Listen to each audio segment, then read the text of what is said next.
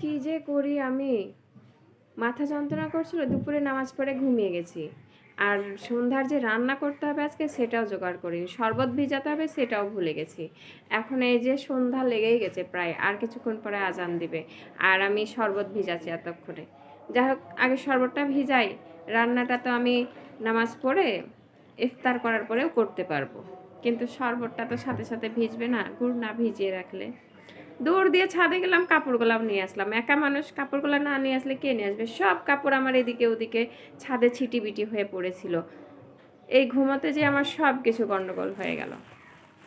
মাথা যতই যন্ত্রণা করুক, মাঝে মাঝে ভাবি যে ঘুমাবোই না, কিন্তু না ঘুমালে শরীরটা ভালো হয় না, ওই জন্য ঘুমাই গেছিলাম। এখন তো রান্নার দেরি হলোই, কাপড়গুলো ওলট পালট হয়ে গেছে, এখন সব গোছাতে হবে, আবার বাসায় যেতে হবে, সেই জন্য ব্যাগ গোছাতে হবে, কত যে কাজ বাকি আছে।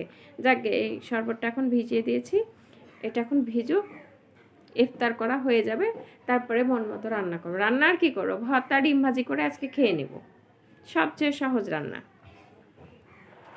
আর এই গুড় তো শেষ হলো না, এই গুড়টা অনেক কিন্তু মজার, শরবত খেতে বেশ ভালোই লাগছে।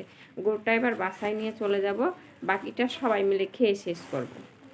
ঈদের বাজার এখন পর্যন্ত করিনি, ঈদের শপিংটাও আমার করা হয়নি।